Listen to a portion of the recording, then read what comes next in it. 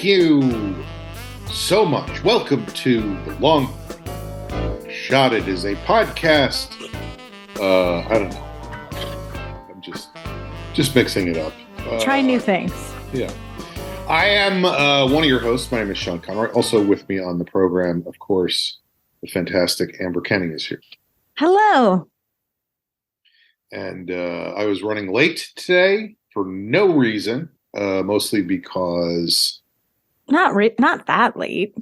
Well, a good 40 or 50 seconds at least. Oh, man. Oh, wow. I could tell you were fuming when we signed into the Zoom.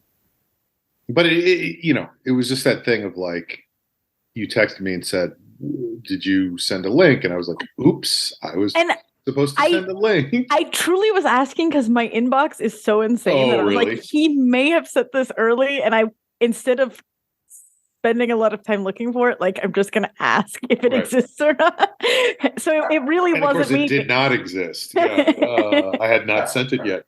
It's funny. I was just talking about that yesterday with one of my classes because, I teach all these classes where they have to send homework in every week. And unless I very specifically explain, and I don't blame them for this, but unless I very specifically explain, like, please start a new thread that says Conroy homework week 4 or whatever, people will just like send their own emails in with a heading or tack it onto somebody else's. And it's like, if you guys knew what my inbox looked like, right. Like, I just would never find that stuff. Right. So I gave him a very specific format yesterday, or a couple days ago, I guess. I gave him a very specific format in which to send stuff in. And today I got one from somebody that was attempting to do that very specific format, but doing it completely wrong in a way that's going to confuse everybody and make it more difficult. How was it wrong? Well, my whole thing is like, for each class, they should have one thread for the entire, for every single person's homework. So that way I know, like, I have to go through and read every email on this thread that has an attachment that is the homework. And, and this person very carefully labeled it, Conroy week 4 homework, but put their own name at the beginning. So it's like Amber's week 4 homework. So I'm going to get like, either some people will tack it onto that and other people will go, oh, I guess we're supposed to put our own name. Yeah. And, it definitely reminds me of back when I was teaching, and you just had to be so specific. Yeah. Do you remember there was always that test that started with like, please follow all the directions to this test to the letter? And then the first one was, number 1, read all questions very carefully before you begin. Number 2, how much is 6 times 4? Number 3, who was the 14th president of the United States? Number 4, and people would be like furiously answering. And then like number 11 would be like, please do not answer any of these questions and turn this over. And so anybody who didn't do number 1 and read all the way through, it was like a lesson in following directions, I guess. But like, that's human beings skim. And so I could see someone being like, oh, the important thing is answering the questions. Mm-hmm. I don't know. It's right. Well, that was the whole thing, was like, guys, come on, man. We got to follow the directions. Otherwise, what's going to happen during a fire drill? People are going to be talking, Sure. We won't know how to get out of the building because people will be busily whispering to each other, But fire drills, I would argue, have less of that, like, it's not trying to trick you. It is what it is. Right. Yeah, I mean, certainly those fire drills we had where the teacher was trying to trick us, it was like, number 1, follow all directions. Number 2, walk towards the doorway. Number 3, jump out the window. Am I supposed to walk towards the doorway or jump out the window? Yeah. This morning on our walk, Smudgy and I passed a really big apartment building, like Mhm. one of those that's like spans a whole block and it's like 3 stories. Um, And it's and not a mansion. It's like we're a bunch of different. yes, it's definitely apartments. And the fire alarm was going off. Oh, And it was early in the morning. I was like, oh man, that's a bummer. But then I realized that there was maybe 5 people standing outside the door. Like the math wasn't mathing. Like there mhm. were so many more residencies than people standing outside. So I was like, are people just in there with the fire alarm going off? Or Yeah. maybe there's a back exit or something. But it I thought that was interesting. I do feel like there are places, and I think this where I live is one of them where, well, a couple of things. Because first of all, where I live, they always send out a flyer that says we're going to be testing the fire alarm, and you know ahead of time. And then it just rings for like 4 hours, and you're like, you know. But then there's also places where it goes off by accident on enough of a Mhm. regular basis that people are like, it's probably nothing. I'm gonna keep watching reality television. I love reality television. It was loud though. I mean, Mhm. Smudgy and I heard it, a That's street a good away. fire alarm, you know? Yeah, yeah. Loud is In, loud. unless it was more outside than inside. Right. It only blares outside like it's Yeah. telling Like, people to don't stay come away. in. Yeah. It's not getting anybody out. Mhm. So people who follow this program may know that last week Amber and I met in person at the beautiful All Things Comedy It is Studios. gorgeous. Yeah, I was really blown away. nice. Really nice. And they have a beautiful 3 camera setup for us. And we recorded an episode there, which was a lot of fun to do and something we had not done in quite some time. So that posted to YouTube this week on the Long Shots video channel, Which is called Sean Conroy Gets um, Angry. It's a subsidiary. yeah. But again, we got a bunch of comments, and I get so excited when I read these comments from people. Yeah, yeah. Oh, it's like lifting something too hot, you know. Like I'm just like, uh, you know me well. You know how I act when I get Uh-huh. excited. So I just wanted to read some of these comments because it's so nice that people go out of their way, and some of them they really go out of their way. Like some of them are what you might expect because we've had some difficulties the last few weeks understanding what people were saying about Oprah dying versus we Oprah we got did. there We though. got We there. got Yeah, there. we did. It We did. took arguably too long, but we got Hmm. there. We needed Aaron's help. Mhm. Okay, so here's the first comment. This is from Jamie Kaplan, and it says, "Love this." Aw. Yeah, and I assume that's because we were in a new space with new uh, Cameras and lights. equipment. Yeah, yeah. Although I will say, we were, and I think you actually commented on this during the episode, but we were very shiny. We were shiny in our, I know. I was like, I need to bring hair and makeup with me next yeah, time. like some powder, and I feel like I may be losing my hair, so this part of my head is getting larger and larger. And by the way, this is available as advertising space if anybody would like to. um, okay. Second one is from Brian Palm, who said, so the first one was love this. Second one is from Brian, who says, "Yay, love it." So there's Great. a lot of love to go That's around. very sweet. Hmm. And the third is from Maria, who says, "I love." Aw. Uh, We don't know what though. no, it could have been in reference to just her way of moving through the world. Yeah, You that's know, great. It's great to come from love instead of fear. either way, if it's about us, fantastic, and if it's Mhm. about just humanity and life in general, that's also Great. amazing and Love and is wonderful. wonderful. Love is love is love is love. Mhm. Um, okay. Next one is from How to Fold Soup 2. Still have not heard from How to Fold Soup 1. Still looking for that. But How to Fold Soup 2 says Johnny Dollar, as in yours truly, Johnny Dollar, was a radio program in the 40s and 50s which followed an insurance investigator. One of the narrative elements of the serial was the itemization of the expenses incurred while investigating the claim, which would be used for exposition and episode recaps and were ended with yours truly, Johnny Dollar. Noir, always a female love interest who often was involved with the crime/fraud. He may also have been a blues singer, but the video game title referenced was in line with one of their episode titles. I say it was online with one of their episode titles.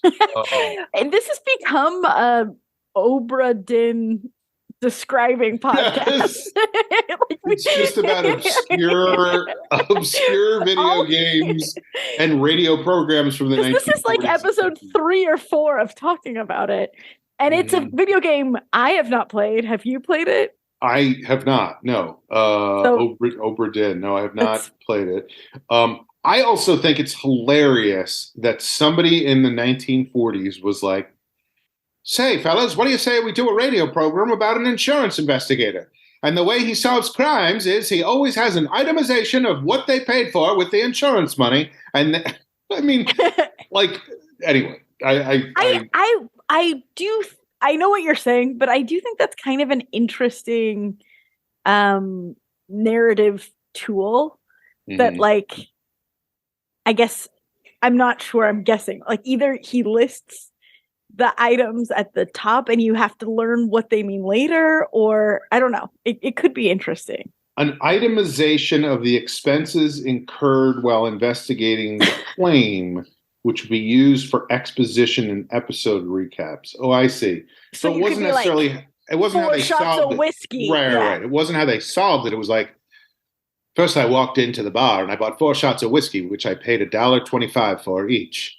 Then I went to the jukebox and I have a receipt that says it cost me $1 to get a song by Benny Goodman and his Swing Orchestra. That's expensive in the 40s. That is really expensive. I got to play 52 songs for $1.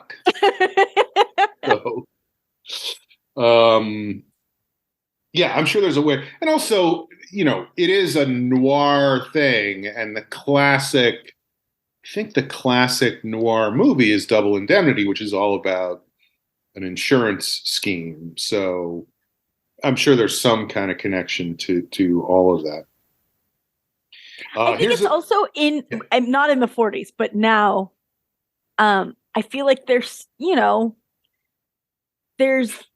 police aren't necessarily as seen as heroes as much in our society as they once were.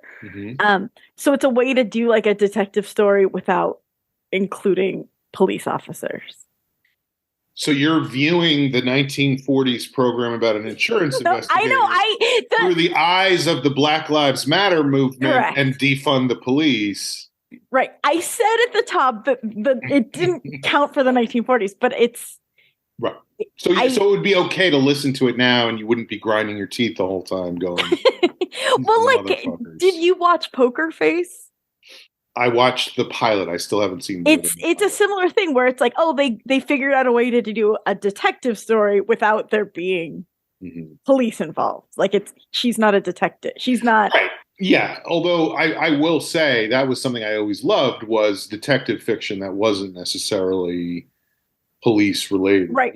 Like Private Eye. Yeah. Like Hercule Poirot or Sam Spade. Oh. The Hardy Sherlock Boys. Holmes? Come on, Sherlock Holmes. That is. Sure. Sherlock Holmes and the Oprah Dine. Encyclopedia Brown. Oh, I loved Encyclopedia Brown. Me too. Dogs are colorblind. There was always some scientific fact that got him. Okay, the next one is from Merrick888. I don't know if that person is related to the Elephant Man. Anything's possible. I haven't watched or listened in a few years. I know Jamie is busy, but has he not been able to come on the show this long? And is there any news about Joe, or are Amber and Sean the show now? I think we're the show, baby. I Yeah. think that's Jamie it. is busy. He's running Dynasty Typewriter, also And known as he'll Dynasty pop Typewriter. in and do like a fun special co-star cameo You're every once in a while. you're pushing you're really pushing the definition of the word fun, but yes, But he's not regular cast. It's like, oh, it's a walk on SNL. right, right. It's sort of like it's sort of like when Eddie Murphy showed up at the 40th anniversary of SNL. Yes. That's Jamie. Jamie is the Eddie Murphy of this show. And I have not had any news from Joe. Have you? I was thinking about reaching out to him. Hmm. What's the last we know about Joe's whereabouts? Do we need to hire an insurance investigator Yes. to figure out what's going on with Joe? Last we heard, he was in Phoenix with his mother and his aunt. But we have not heard from him in quite some time. Joe, if you're listening, first of all, check out the video game Obra Dinn. And also, please text us and let us know your whereabouts and what's new. Here's one from Rob, which says, "Thank you for getting my name right. Yes, I am commenting as we go." This is Rob Scheimer, I think, who usually has left like 2 or 3 comments over the course of Right. because I think Rob is writing as he's listening and Sure. watching. It's like it's a relationship. But was he impressed? We are in a relationship with Rob. Yes. But is he impressed that you got Rob right? Or is it the Scheimer part? I don't know. I mean, maybe this is a reference to my constant Starbucks irritation. I'm not sure. But or maybe people always say Shiner, like they assume what it is. Or robe, like they think he's a article. So now we are saying it wrong. So sorry. So this next one is from Robe, and Robe says, "Thank you for getting my name right. Yes, I am commenting as we go. Flavor Flav wears a clock. Sean talked about carrying a clock." Okay, so that was a Flavor Flav reference in the comments that I didn't understand, and it was because I myself said something about Flavor Flav. Sean mentioned being at a store with a huge line and seeing 2 people that work there not working a register. I think those 2 did not work at the store.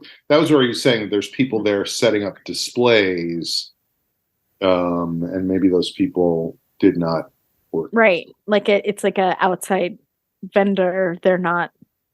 Right. They're like, let's put the motor oil in aisle 7, but I ain't going on the cash register. That's always how they sound. And then you can tell that Rob writes as we go, because the next comment is from Rob as well. Rob says, "You know Fibber McGee, but not Johnny Dollar." Wow. So he's not wrong about that. Fibber McGee goes all the way back to the 1930s. Johnny Dollar is 40s and 50s. I mean, Fibber McGee ran from, I think, the 1930s to the late 1950s. And then there was actually a television program with Fibber McGee on it. And it was it was Fibber McGee and Molly was his wife, and they were just a hapless couple, firmly ensconced in the travails of the difficulties of marriage. Which is that the one where the closet always falls on them? The closet was full of stuff, and they would go to open the closet, and a bunch of stuff would fall out, and that was Fibber McGee's closet. But here's a thing: is that I looked up when I was reading this comment about Johnny Dollar. I looked up like radio programs of the I don't know if I looked 1940s, whatever it was. It was crazy to me how many shows there were and how many of them I had never heard of. Not that I was around then, but because it was probably like 24-hour programming. Right. It was like that was what everybody did, was listen to the radio. I mean, that's why I know Fibber McGee, is because when I was a kid, my father, who had loved the radio when he was young, loved to get like cassette tapes of various radio programs. So Fibber McGee was one that he got for us, and we listened to that, and Selling Sunset, which is a reality radio program about a group of very attractive women who work in a real estate office and fight with each other about nothing on a regular basis. Okay, next one is from Green Apple Cat, which is our friend Scott down in Australia, down under. I have a student in my class now who is from New Zealand, and literally every week when we show up in class, I'm like, how's it going down under? Oh, wait, nope, sorry, that's not.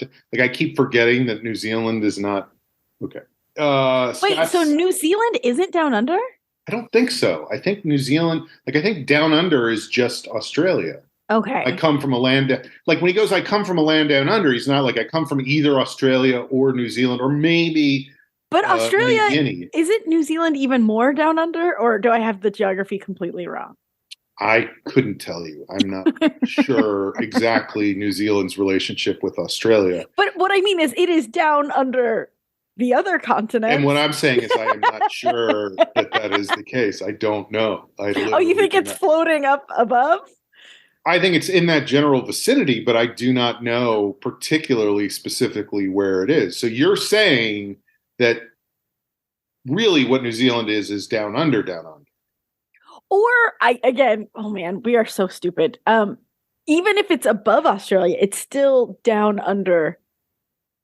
What is it under? Other continents. If you look at the Mercator projection. Well, it's very oriented towards Western civilization. Yes, and none of the countries are represented accurately, so that it looks like some other countries are the wrong size compared to. I agree 100%. Yeah.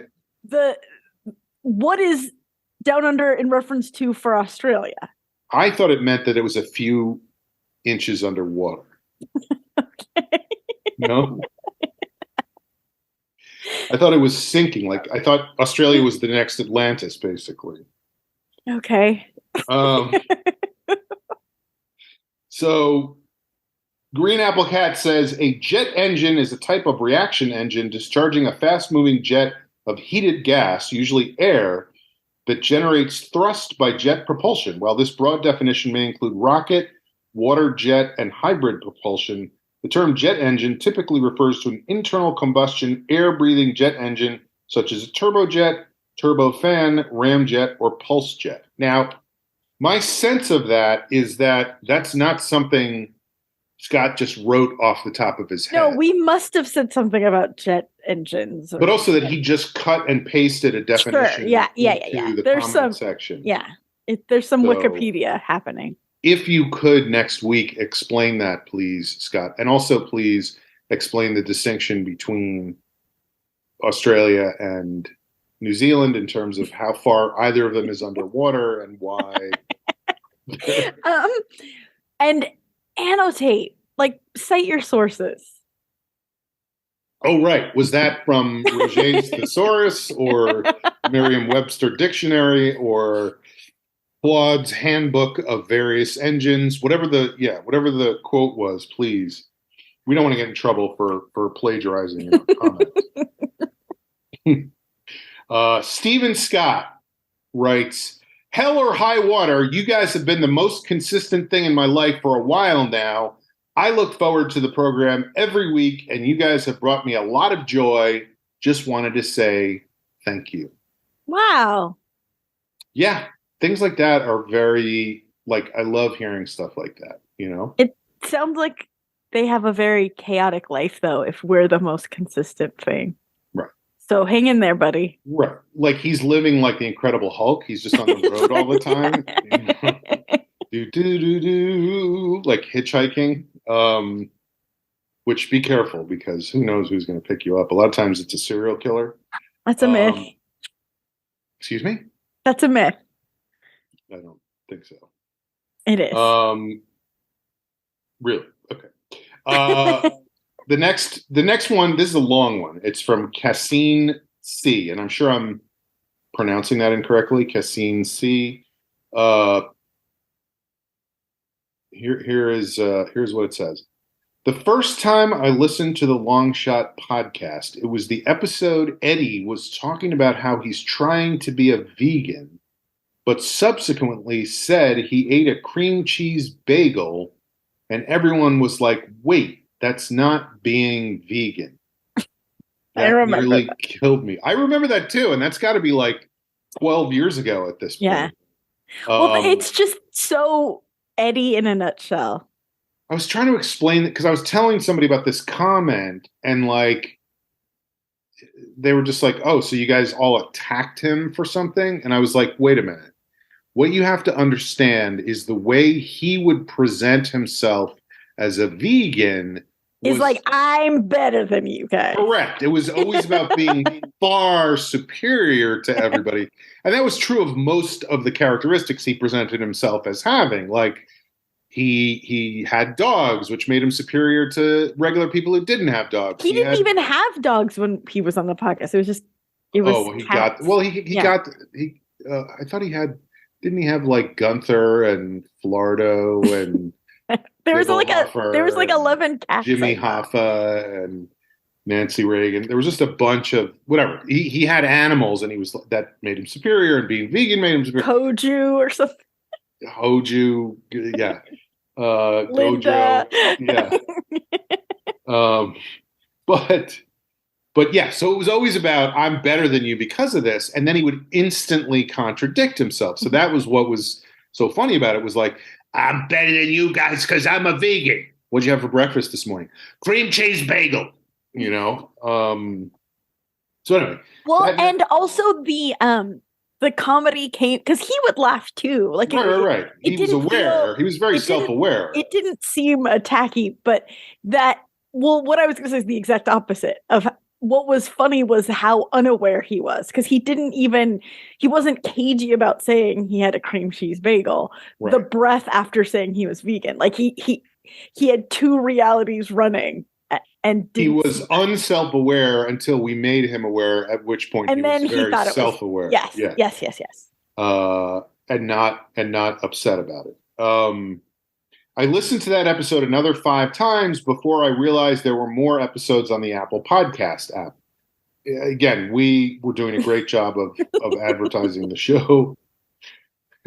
What if there's a lot of people who never figured out there was more episodes on the Apple Podcast app? They're just listening to one episode of The Long Shot over and over again. Oof. You guys have been there for me through all my nighters baking cakes. Baking is a side gig for me. I teach children with learning disabilities. Mm. When Jamie used to do his little nuggets / boba of wisdom, I felt like it directly applied to my life, even though it was 5 to 10 years back in time. So I guess this person must have come to the podcast more recently and been listening to old episodes, and Jamie would say his boba of wisdom. Oh, God.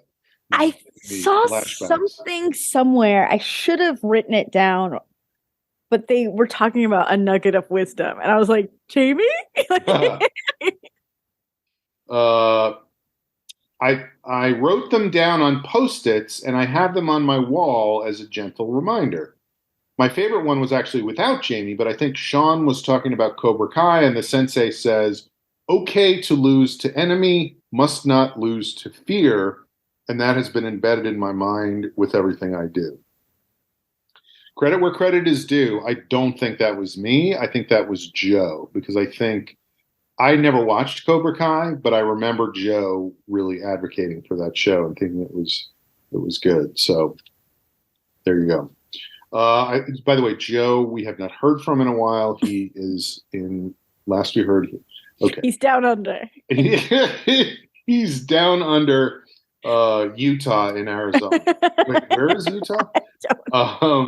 I listened to the older episodes in order, and I always think, oh, wow, I just graduated from high school in 2015, and this is where they're at. Yesterday, I was going through my baking ritual. Coffee machine on, podcast on, butter and milk out of the fridge. I guess butter and milk are for the baking, or the milk is for the coffee, the butter. Okay. And I did a double take when Amber said, "What do I do with my hands?"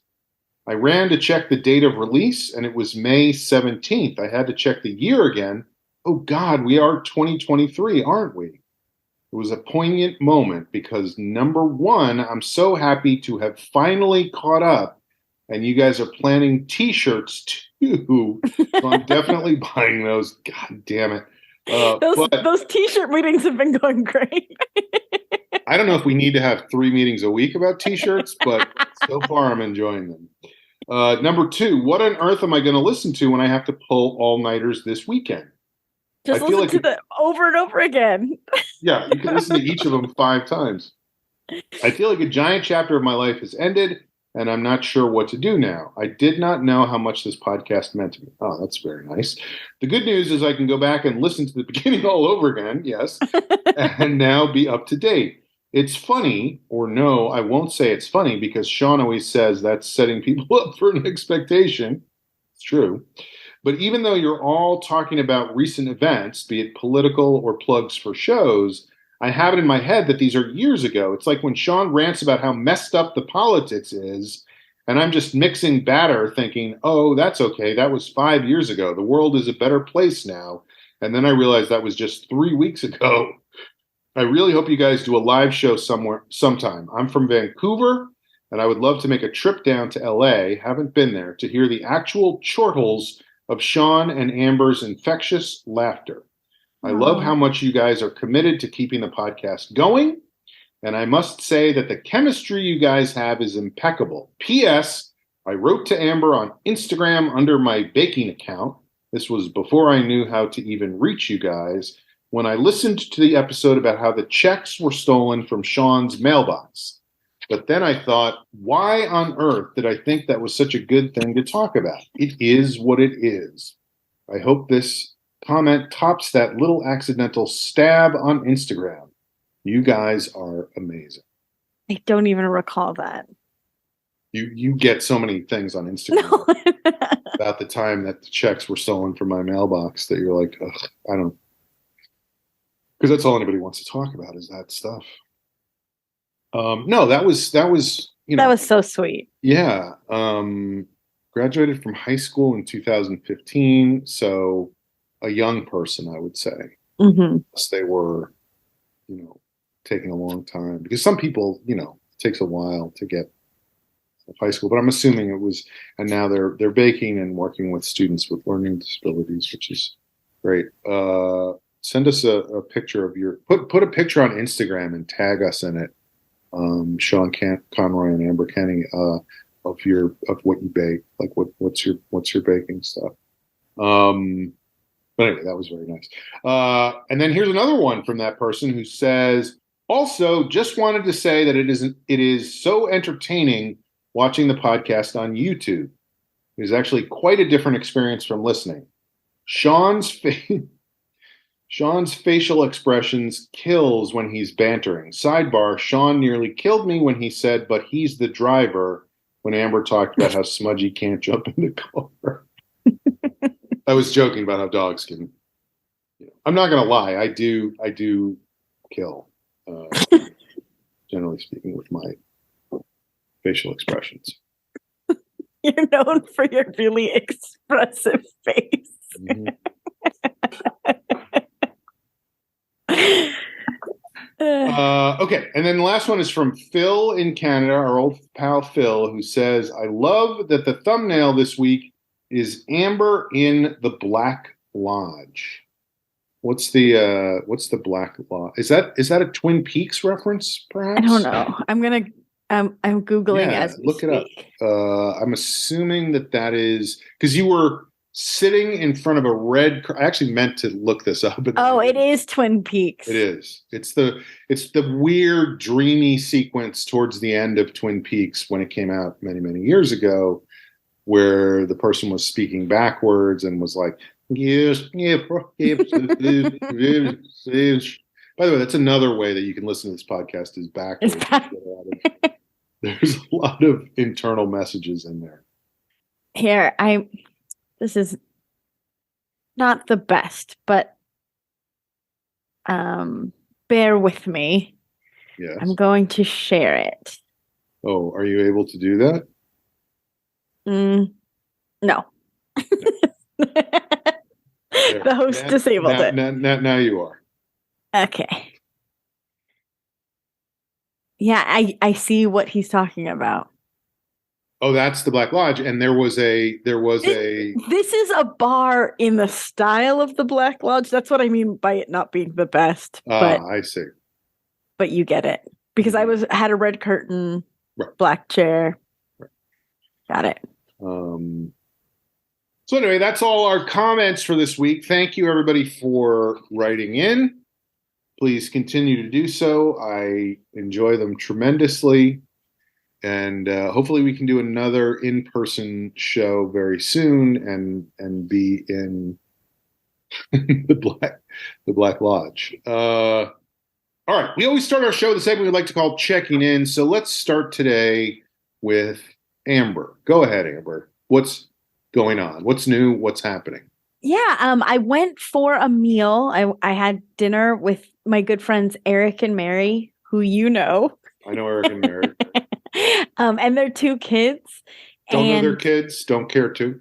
Okay, great. And I haven't seen them in a while. I went to her birthday party in March. I think I mentioned it. You did. On, you talked about that on the podcast. But she's the belle of the ball. It was her birthday, so I didn't get like a lot of one-on-one time with her. And so I was really excited about us going to dinner. And Jeff and I were a little bit like, oh, what's it going to be like at a restaurant with kids? Like, is this going to be awkward? Is it going to be uncomfortable? Is it going to be... other table's going to be angry at our table because the kids are like coloring outside the lines on the placemats. And their kids now are 10 and 8. And so 18. There's 2 kids. And they're incredible. Like, I had such a good time with them. They're so smart and so outgoing and open and funny that it was like, it wasn't, I didn't have to be like patronizing of like, it was fun hanging out with you. Like, it was fun hanging out with them. They were like, I asked them how school was, which felt like a very, could have been a generic answer that's like fine and moving on, but they gave these like in-depth answers. And the oldest is 10 and is in 4th grade, is about to finish 4th grade. And so I was like, oh, you're learning division, cursive. I feel like I learned those in 4th grade. And he's like, I learned those last year. And I was like, I was in 2nd when I learned those. I don't know what you're talking about. Sorry. And then, but he's like, I did have to watch that puberty video. Oh boy. I was like, oh, we're getting right into it. Like, this is what I first set down. So that was a lot of fun. And the younger one was like, I'm in 2nd grade. It's easy. It's so easy. These guys are great. And they were giving honest movie reviews and pointing out plot holes. Like, they were great. It was really, really fun. And like, to what movie were they like? I don't get why Bruce Willis the whole time he's never talking to anybody but the kid, and like, how did people not know that he was a ghost the whole time? Well, Eric was talking about showing them a lot of the movies that he was a fan of as a kid, and most of the time they're like, what is this? And Double Indemnity. He's like, kids, this is about an insurance investigator who itemizes everything, and that's how the narration is. But not in like oh, this is old and this is bad. But they were talking about Neverending Story, and I was like, oh, did you guys like it? And he was like, it made no sense. Like, there was plot holes everywhere. And Eric was like, he's right. Rewatching it, it's like vignettes that don't seem to even really be connected to each other. And I don't know. I just think it's really interesting for a 10-year-old to understand narrative arc so well. And what is the big deal? So he had a sled when he was a kid. Who doesn't have a sled? Plot hole. And he was saying that they were watching The Lion, the Witch, and the Wardrobe. Which one? There's 2 movies. And that There's also 2 TV shows, I think. oh, I don't know. But Mm-hmm. Riker was like, "Oh, I get it. The first one's like Nazism and the second one is like communism." It's like, what? This kid is so crazy. I love it. But yeah. And I still didn't get that from. I mean, I'm still like, oh my gosh, they went into a wardrobe and there's a whole world in there. Like, what are you talking about? Nazism and communism. It's a lion. Yeah. And a witch. And they're in a wardrobe. And I was able to make them laugh a lot, which was really fun. I don't know. I just had a really good time, and I want to hang out with them. The witch loves Turkish delight, which is a reference to Erdogan's overtaking of the election last week. Ugh. You know that book was written 100 years ago, right? And they have like a family dance party every night, which I feel like sounds so fun. So I was like, what's your jam? Like, what's your go-to that you must dance to? And they were like, Welcome to the Jungle and Barbie Girl.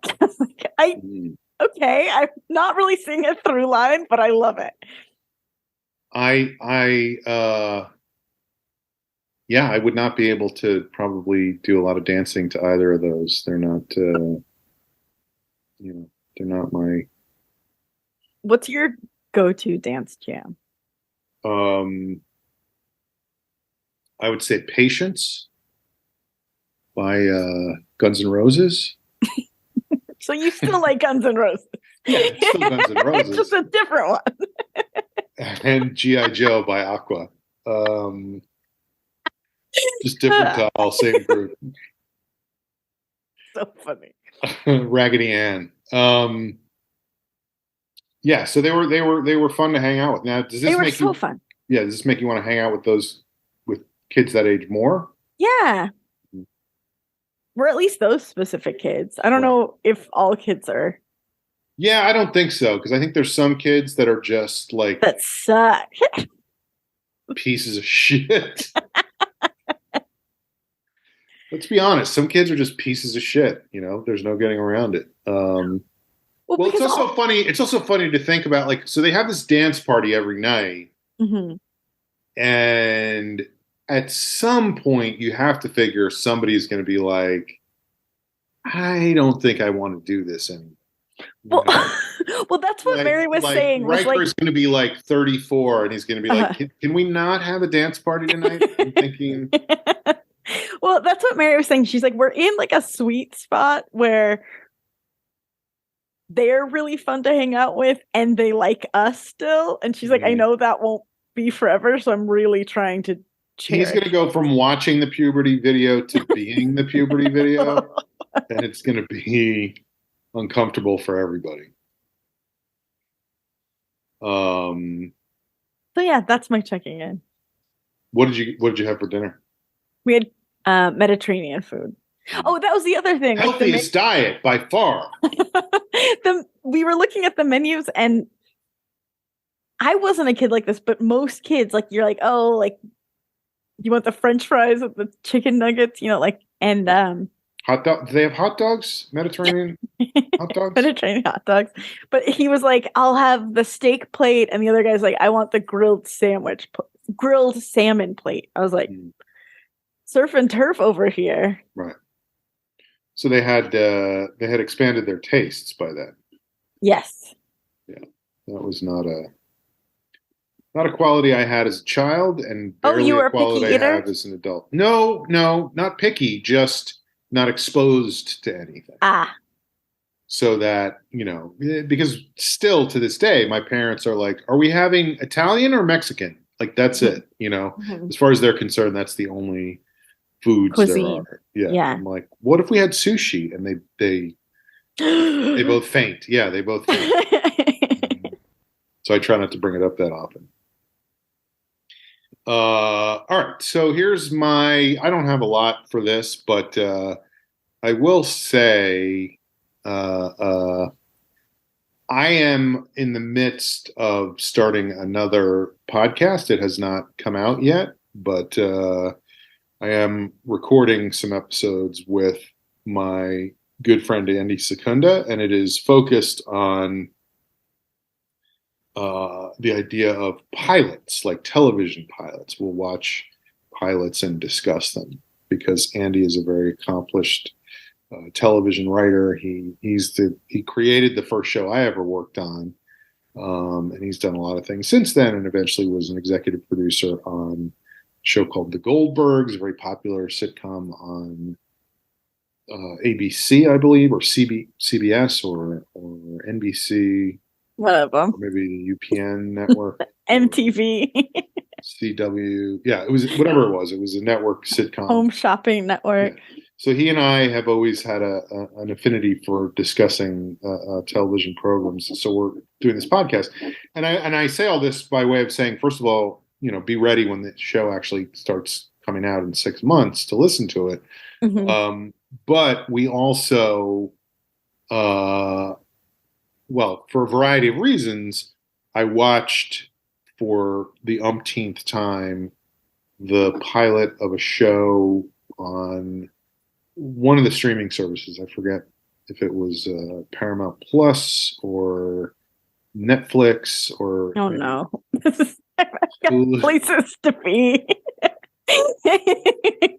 Could have been on Pluto TV or Roku. But a show called Pen 15. Oh, yes. And I don't know if you've ever watched Pen 15. I have watched it.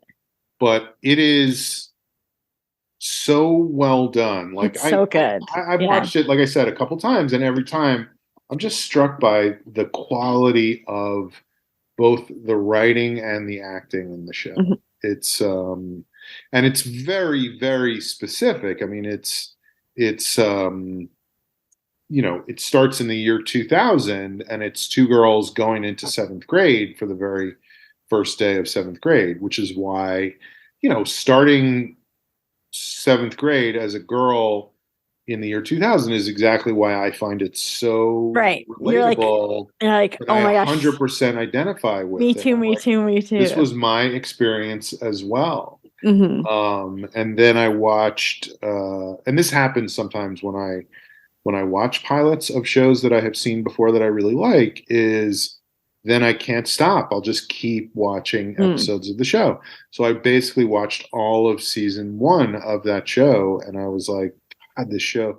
So anyway, if anybody has not seen Pen 15, I highly, highly recommend it. I agree. And I wanted to say too, to add to that, it's very well done in the sense that it is very, very funny, but it's also like heart-wrenching. Well, I said that to somebody the other day. I was like, this show is so funny, but there's always at least one moment in the show where I'm about to burst into tears. Yeah, like it's just heartbreaking. And I think that's why I find it so... Why I so identify as a 12-year-old girl from 2000, like a 12-year-old millennial girl, because it's such a relatable mindset. It's not necessarily, it's just the human condition, like they feel weird, they feel uncomfortable with who they are in the world of 7th grade. And that feels so relatable to me in 7th grade. And even on this podcast, I'm like, I don't belong here, Who does? I'm still doing this. But it is it's such an identifiable, and they do such a good job of being so specific about it. I mean, this is another thing I was talking about with somebody the other day, is the difference between a network show versus Hulu. They could do something that's weird and uncomfortable, and it's not going to get noted into a totally different. Right. And the two things I will also say. One thing is, the reason it's called Pen 15 is because that's a way to write penis without actually writing penis, which I never knew that when I there's like certain things as a kid where you're like, this is something that I did too. And I didn't realize that was why they called it that until after I'd watched a couple of episodes, and I was like, I think somebody had to tell me that was why, because they never explained it in the show, and they're like, oh yeah, it says, and I was like, why were they not just writing? Because you're 12 and it's like 7th grade, you'll like spontaneously go up in flames. But here's the other thing. The first time I ever heard about the show, I don't remember exactly how it was, but I was listening to, I think it was NPR or maybe K Rock or Fibber but they were McGee. what's yours truly, Johnny Dollar. No, it was an NPR story about the show, and I feel like I can't prove this, but I feel like they got it a little bit wrong because the way they described it was it's two women in their 30s going back to seventh grade Mm. and spending time with all these seventh graders and whatever. And it was just I heard that and I was like, what the fuck are they talking about? Like, Yeah, but the reality of the show is that the women who created the show play themselves at as the age 12 of year olds. 12, Yeah.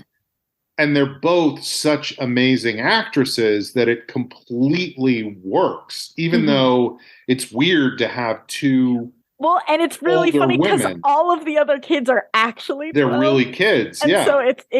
it's funny. It is very funny. It's the opposite of, Dawson's Creek, where you have a bunch of Right. 30-year-olds playing 16-year-olds. It's like these kids are really 12 and 13 years old, and the women are in their 30s, but they Right. interact with them like they're, anyway, Right. it's great. And I highly, highly recommend it. And that age is such an awkward time universally. And I think that's some of the humor too, is them being like, that guy's so hot. And then it's just some dorky 12-year-old, like Right. And what's really funny about it, I mean, it's in the pilot, and I'm sure it's in some of the other episodes, I just don't remember, but it was so stood out to me in the pilot, is that they very effectively use the music from that time, so that you'll see one of the women playing themselves at the age of 12 will be like, oh my God, Brant is so hot. And then you'll hear like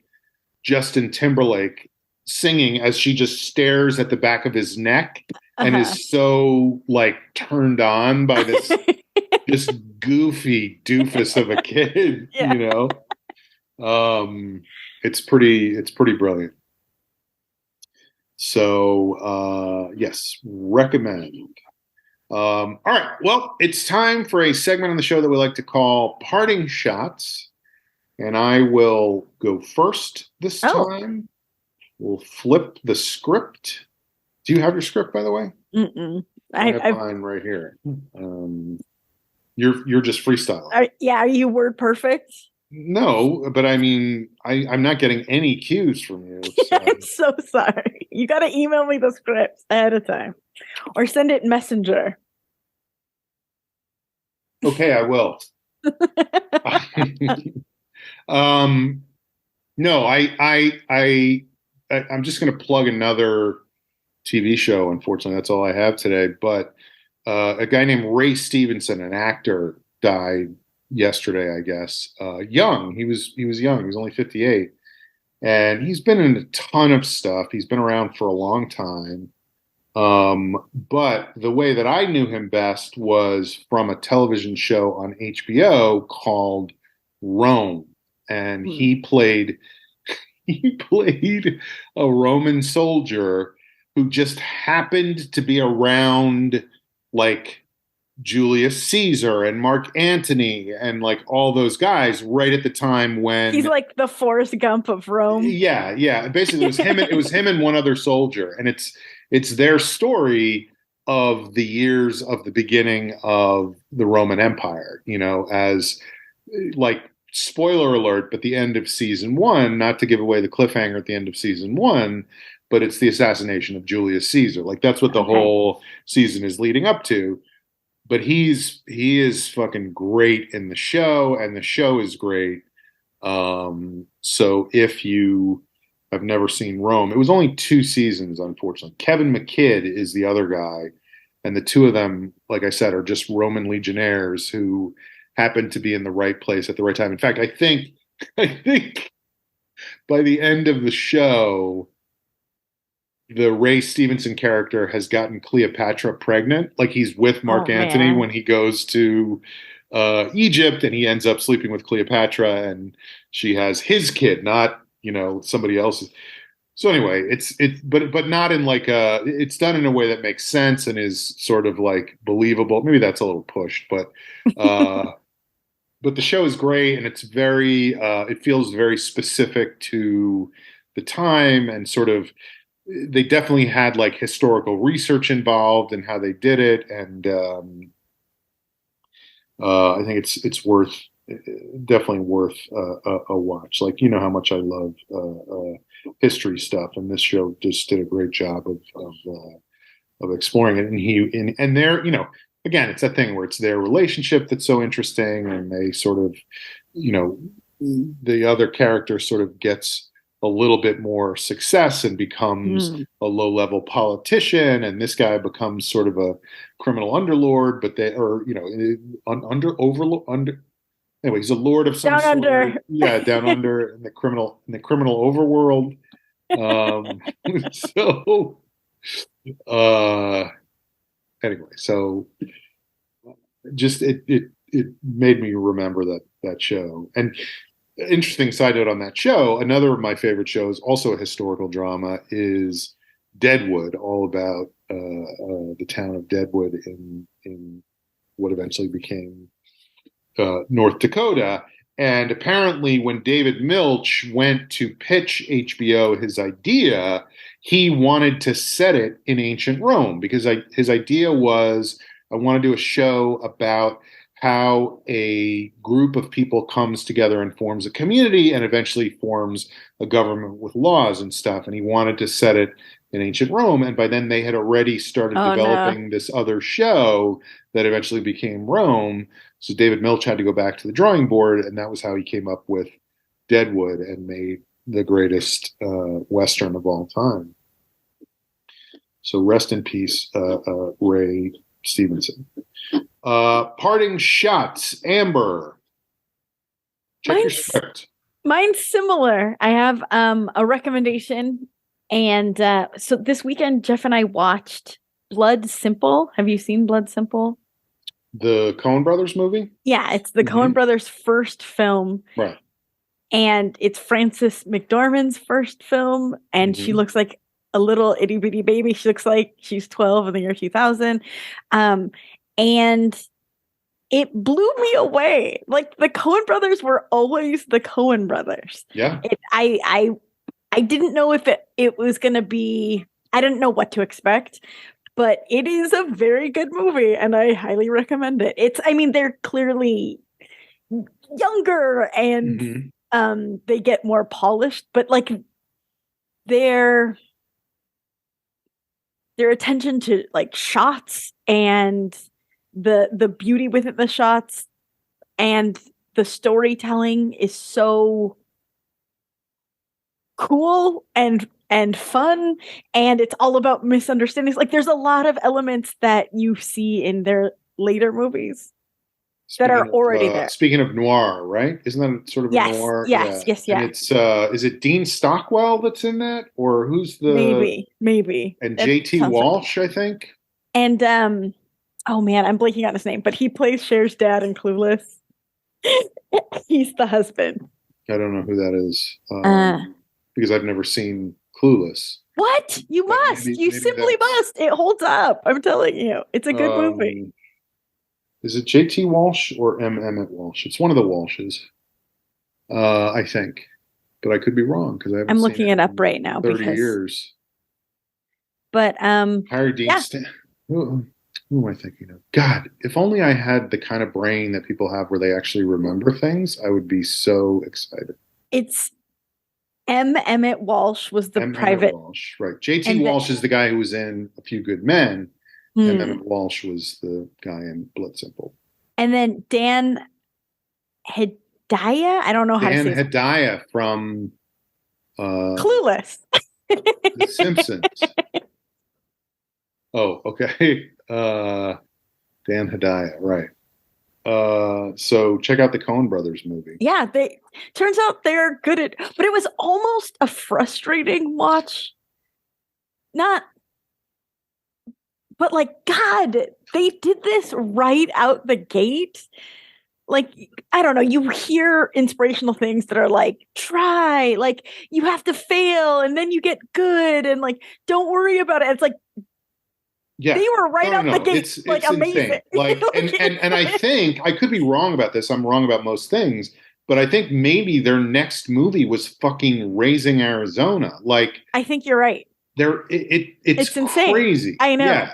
Like, it makes me so jealous when people are like that fully formed as who they want to be and from like, the beginning. Yeah, and like confident in their point of view.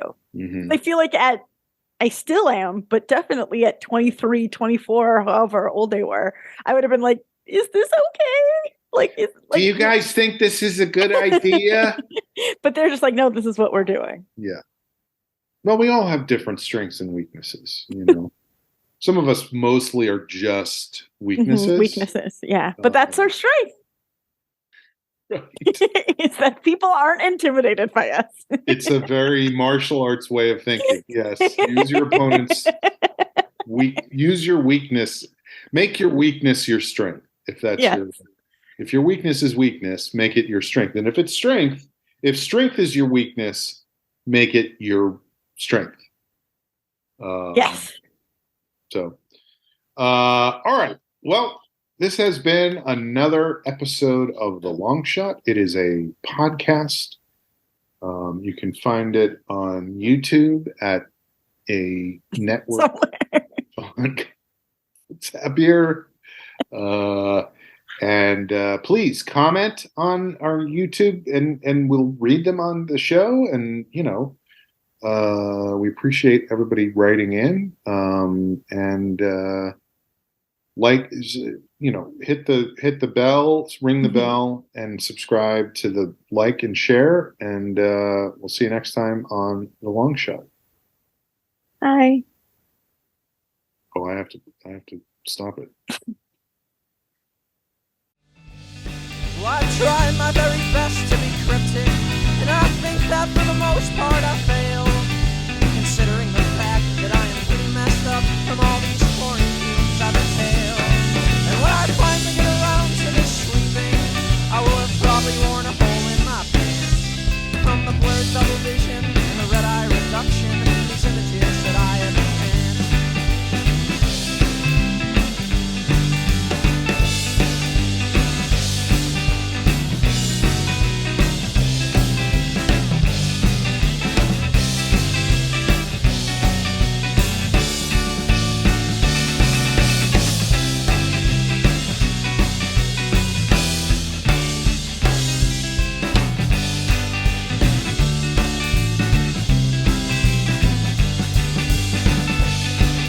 I got out of my box, I've been faulty, and my laces have always been torn. And there's something about the way you rattle my cage that makes me wish I'd never been born. And you chose a peculiar method to say you're no longer my biggest fan. You stopped liking my jokes,